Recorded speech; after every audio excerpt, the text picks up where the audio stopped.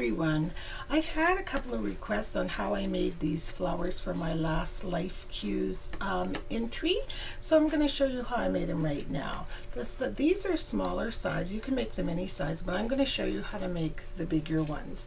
And I have to be honest, this was not my original idea. I've kind of combined a couple of flowers that I've seen on YouTube, and I have searched high and low for the people who did them, and I can't find their names, so if they're watching, I'm sorry, and I'm just paying it forward to others.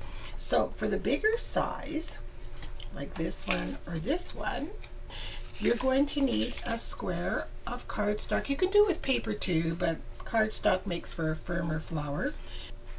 This is a 4-inch square, 3.5 inches, and 3-inch square. So for whatever size you want to make, like for the little ones, I think I started with a 3-inch square, 2.5, and 2. So as long as you go down by increments of 1/2 inch, you're good to go. So we're going to do the exact same thing on all the squares. So let's start with the big one first. First you're going to fold it in half diagonally and really use your bone folder, and it doesn't matter if the cardstock creases like that, it just adds more to the flower.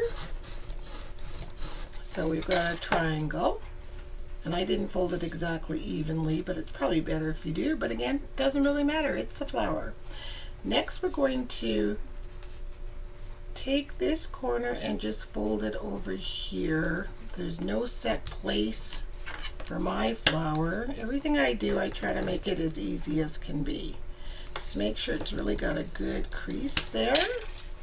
And you're going to do the same thing on this side. Wherever it falls, it falls. Then, so you've got something that looks kind of like that.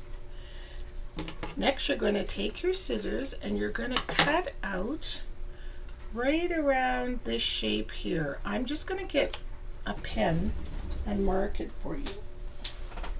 Normally I wouldn't write on the card, but for this one I'm going to, just so you can see what I'm talking about. You're going to cut like this, incorporating as much of the flower as you can, but without going over those edges, and all the way down like that. We're going to cut that out, kind of a petal shape.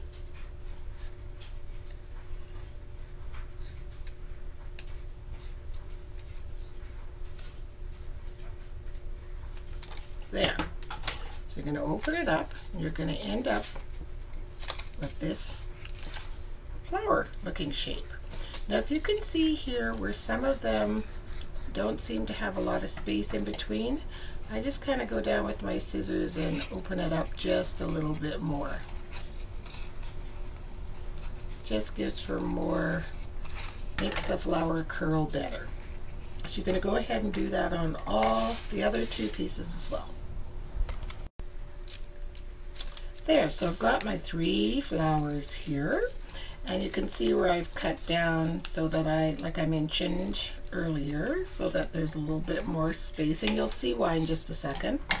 Also, I've just cut a strip. It doesn't really matter. It's probably about 1/2 inch wide and about maybe 7 or 8 inches long. This is going to be the center of your flower, and you need to just put some little snips all the way down, but don't go all the way through. Just little snips like that all the way down your flower.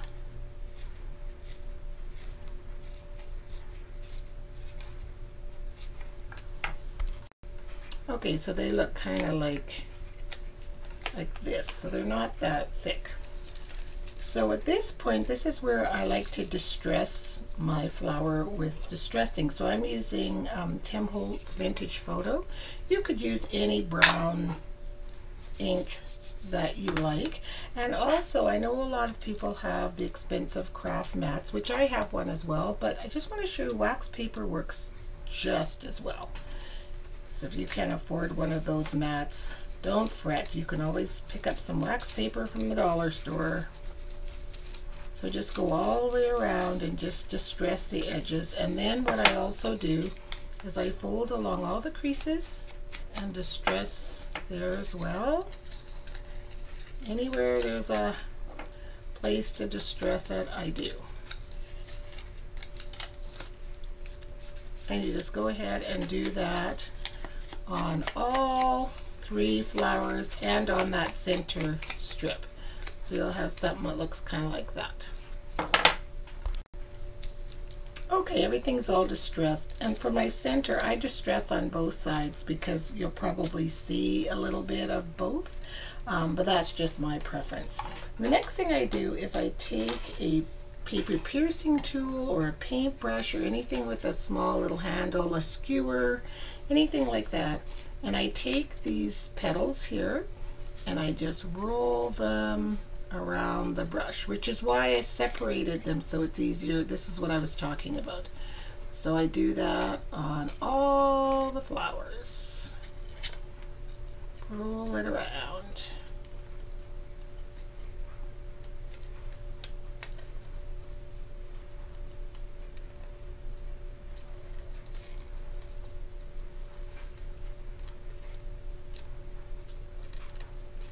So it's gonna look like this.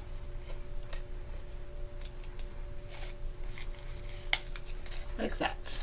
See the rolled edges? So you continue to do that on all 3. So all of my flower petals are all rolled.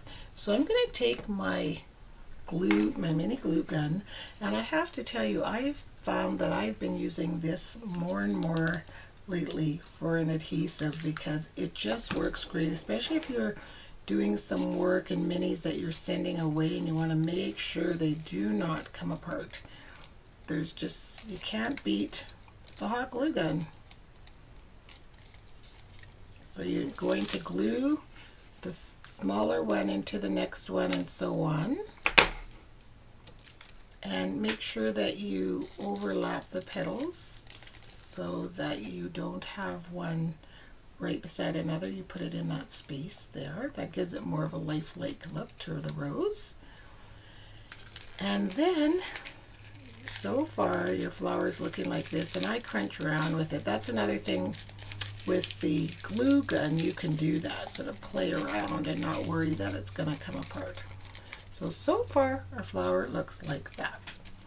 Then we're going to take that center thing and we're also going to roll that on to our paintbrush or skewer and just roll it all up. Then when you get to the end here, just apply a couple of beads of the glue right there, and then just roll the whole thing close. Be careful not to burn yourself. Before we place the flower, the center into the flower, I always take my finger and fray it back like that. And then it's going to go in the center, but this one is a little bit too high, so I'm going to take my scissors and just cut it down just a bit.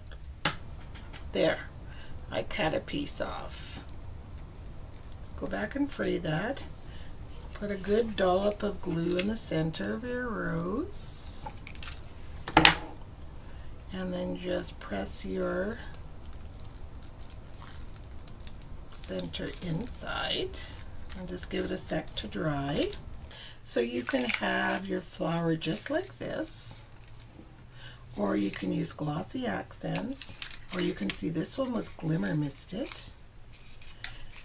So I'm going to use glossy accents on this one. I like to keep a pin in my glossy accents because it gets sort of clogged up there. So I just kind of go around, do a little bit of all over the flower petals. Then I take one of those foam brushes and just sort of work it into all the petals. And the last thing I'm going to add to this flower is like stickles. These aren't really stickles, they're called Kindy Glitz. Much cheaper than stickles. I think I got this at Michael's or the dollar store, and this one is called Crystal.